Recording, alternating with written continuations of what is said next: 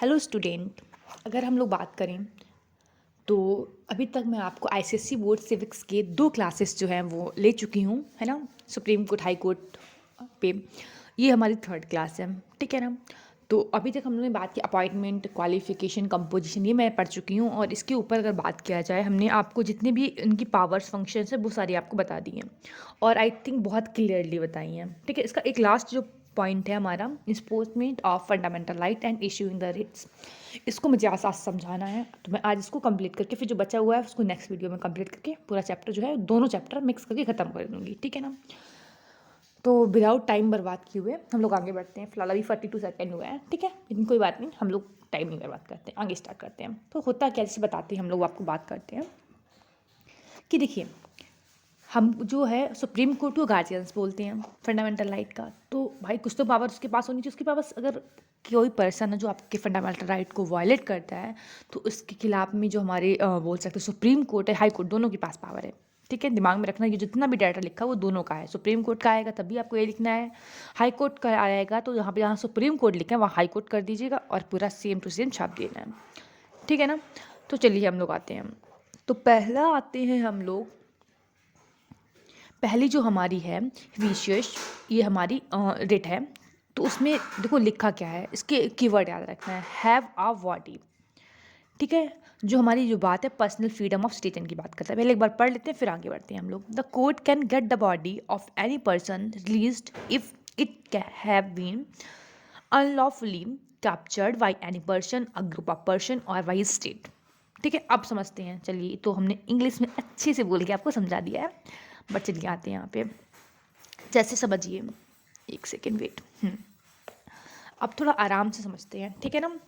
देखिए, मान लीजिए एक पर्सन है, कोई पर्सन हो सकता है, और एक सेकेंड बस, हाँ अब ठीक है। ये पर्सन है एक,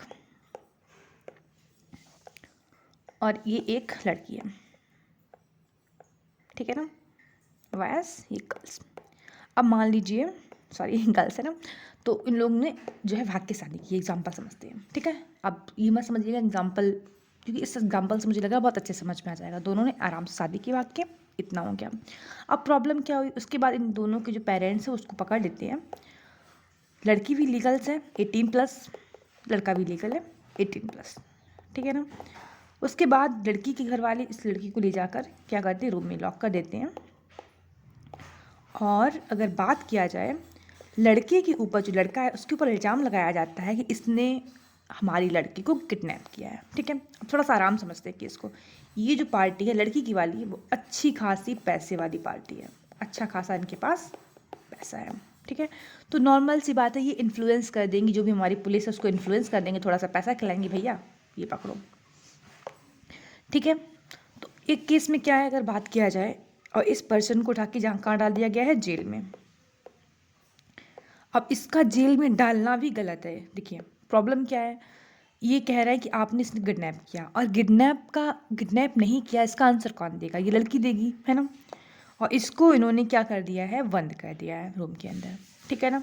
तो इस केस में जो लड़का है उसके जो पेरेंट्स हैं वो ये जो मतलब है, बोल सकते हैं, जो हमारी रेट है उसको अप्लाई कर सकते हैं, ठीक है। तो उस टाइम हमारा जो सुप्रीम कोर्ट है वो क्या कहेगा कि भैया बॉडी है, किसकी बॉडी, चाहे वो लड़के की या फिर लड़की की, ठीक है, उसको प्रेजेंट करो, ठीक है।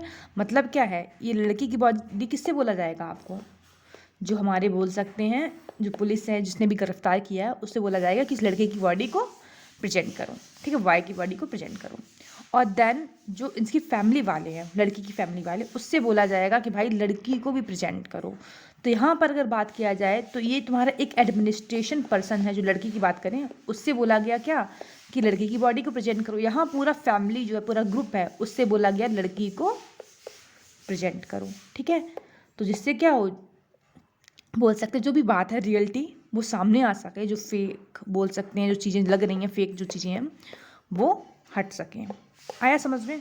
तो कुल मिला के ये बोला जाएगा कि यहाँ पर अगर बात किया जाए कि बॉडी को प्रेजेंट करने की बात की गई है कि भाई जो भी प्रॉब्लम है उसमें जो भी केस है दोनों के ऊपर, उन दोनों बॉडी को आप छुपा के नहीं रख सकते हैं। अगर अनलॉफुल आपने किया है उनको कैप्चर, तो आप उनको मुझे मेरे सामने प्रेजेंट करना होगा। अगर लॉफुल किया है, वारंट जारी करके किया, तो अलग पॉइंट है, बट विदाउट पैसे का इन्फ्लुएंस करके आप किसी को कैप्चर नहीं कर सकते। ना तो घर के अंदर कर सकते हैं, लड़की को तो घर के अंदर किया गया है ना भैया, तो उसमें भी जो है सुप्रीम कोर्ट हमारा बोलेगा कि भाई लड़की की बॉडी को प्रेजेंट करो। समझ आया इतना क्लियर? दूसरा केस और समझाएं क्या? चलिए एक समझाते हैं। एग्जाम्पल में समझिए कि एक लड़का ये था, ये भाई साहब इनके दोस्त थे,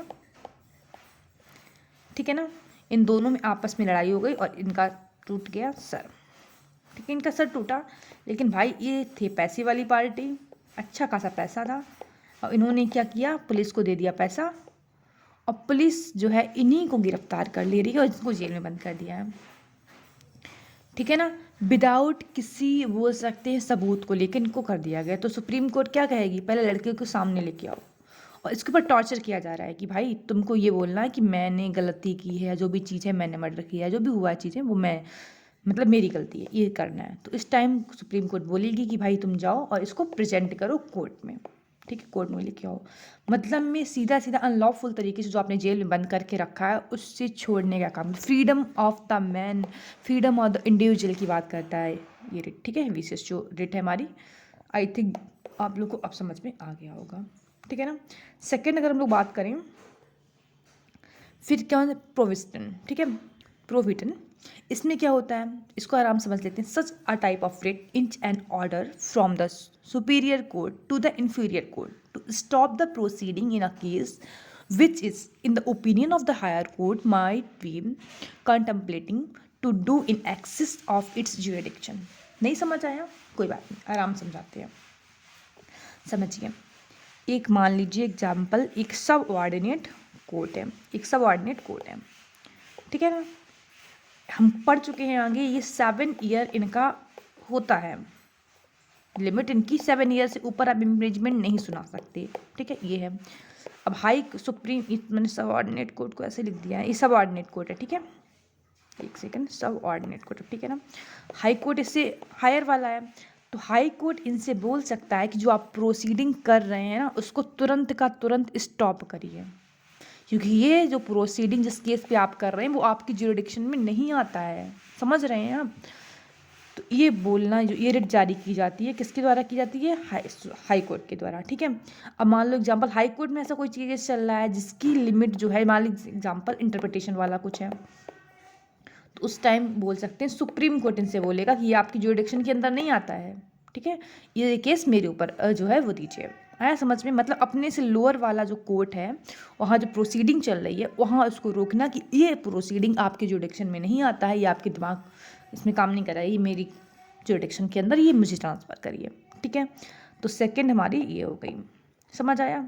अब थोड़ा सा आराम से समझना है, थर्ड पॉइंट में थोड़ा कन्फ्यूज होंगे बट मैं अच्छे से क्लियर कर दूंगी। देखिए थर्ड पॉइंट क्या है हमारा, अगर बात किया है कार्टेरिटी, ठीक है, कार्टेरिटी क्या है, the writ is issued by a superior court, ठीक है, टू द जुडिशियल और quasi judicial authority relative order to quash its order or decision. The difference between the provision and the cartellary is that while the former is issued when the certain proceedings are still going on and the latter is issued when the order was already passed। कुछ अंतर नहीं है, समझ आया? नहीं आया? एक second के समझिए। एक पर्सन है, इसके ऊपर जो भी है केस चल रहा है, अगर अभी प्रोसीडिंग चालू है, प्रोसीडिंग चली भी, सज़ा सुनाई नहीं गई है, तो उससे पहले ही मान लीजिए एग्जांपल ये हाई कोर्ट में है, तो सुप्रीम कोर्ट क्या बोल दे कि प्रोसीडिंग रोको, ये केस मेरे पास आएगा, ठीक है, तो क्या उसको रोकना बोल दिया, तो प्रोविजन हो गया, ठीक है।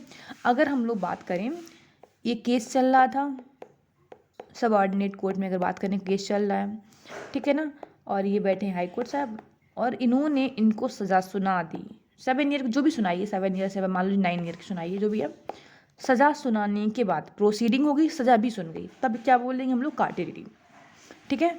मतलब अगर प्रोसीडिंग चल रही है तो हम लोग बोलेंगे प्रोविजन, अगर हम लोग बात करें कि जो वो हो गया है अगर, तो क्या बोलेंगे हम लोग इसको, कार्टेरिटी, प्रोविजन या फिर कार्टेरिटी, ठीक है, थोड़ा सा अंतर है।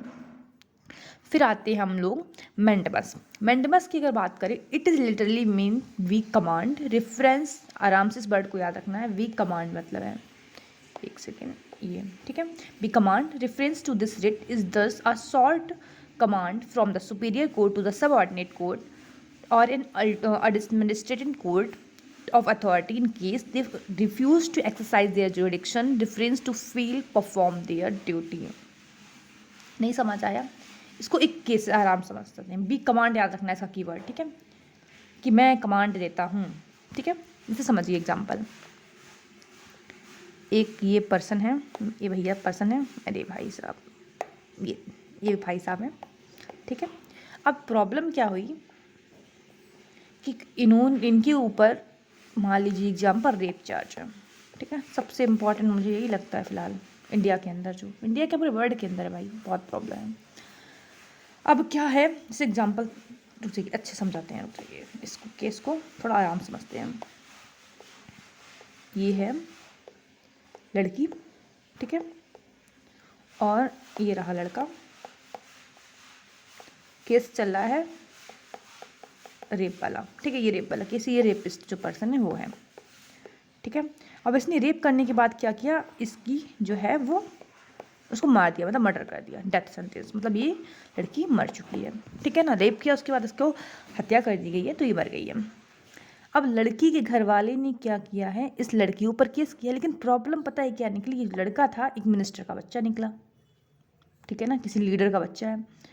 अब जब लीडर का बच्चा है तो पुलिस वाले क्या कर रहे हैं, और ये केस बहुत हाईलाइट है, अच्छा खासा हाईलाइट है, बट फिर भी पुलिस वाले काम नहीं कर रहे हैं अच्छे से।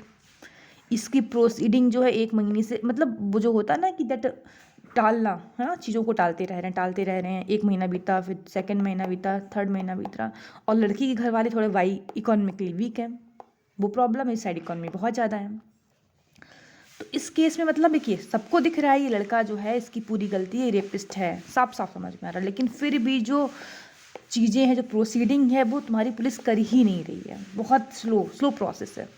तो उस टाइम क्या होगा, सुप्रीम कोर्ट ऑर्डर देगा कि भाई ये पकड़ो टाइम, और इस टाइम के अंदर मुझे पूरा का पूरा जो है आप पूरी चार्जशीट है उसको फाइल करें, आके जो पूरा सबूत जो भी है उसको कंप्लीट करके मुझे 1 महीने या फिर जो भी उनको टाइम देंगे, 15 दिन, 5 दिन, है ना, 3 दिन, 4 दिन, जो भी है उसके अंदर मुझे कंप्लीट करके सुनाओ। अब इस तरीके से चीज़ों को टाल नहीं सकते। मतलब क्या है, अगर कोई पर्सन, कोई एडमिनिस्ट्रेटिव बॉडी है जो क्या कर रही है, आपकी अगर बात करें सही से काम नहीं कर रही है, ठीक है।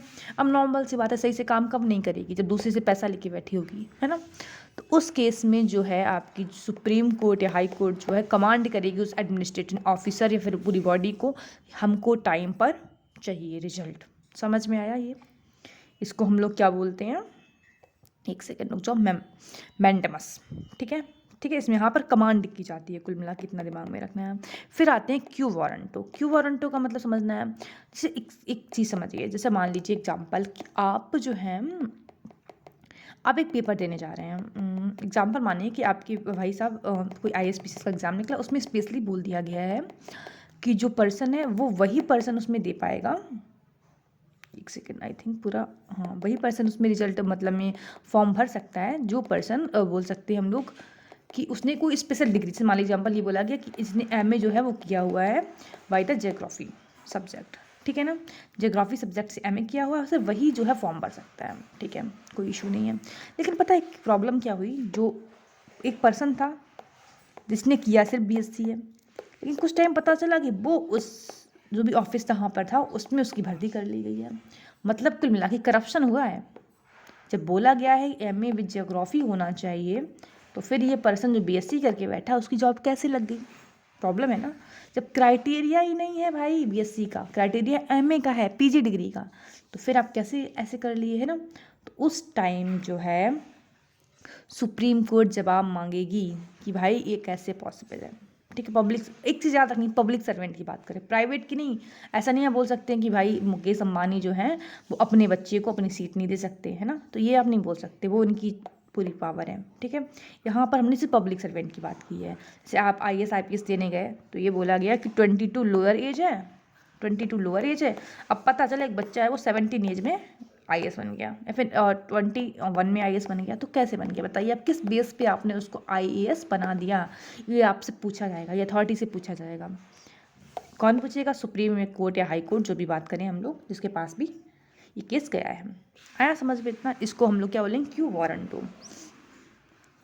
तो यहाँ पे नॉर्मल सी बात है, कोई जो ऑफिस है जिसको अनलॉ तरीके से होल्ड किया गया है उससे इसको बचाती है। आई थिंक समझ में आ गया होगा, एक बार फिर से रिवाइज कर दें। वीसीएस जो है वो नॉर्मली बात करता है कि जो बॉडी आपने जो कैद करके रखी अनलॉफुली, जो आपने उसको इम्प्रिजमेंट डाला है, उसको फ्रीडम, मतलब एक पर्सनल इंसान की फ्रीडम की बात करता है, राइट जो ऑफ फ्रीडम है उसकी बात करता है।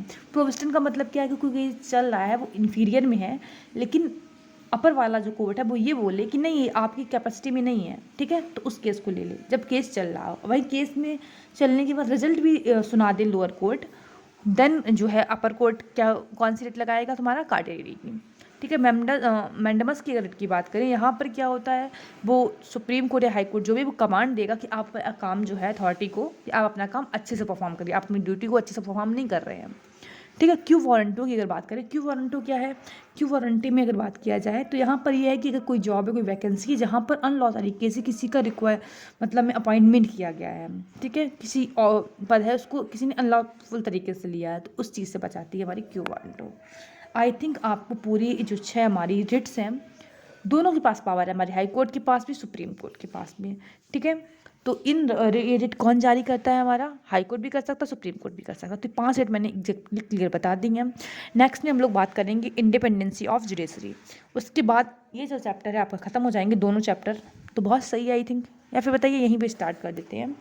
एक सेकंड रुकिए, कितने मिनट का वीडियो हो गया मैं इसको चेक कर लूँ। 16 हुआ है, चलिए कोई बात नहीं, नेक्स्ट में 5 मिनट का वीडियो है बना के ख़त्म कर दूँगी। चलिए, thank you so much guys, ऐसे सपोर्ट करते रहिए।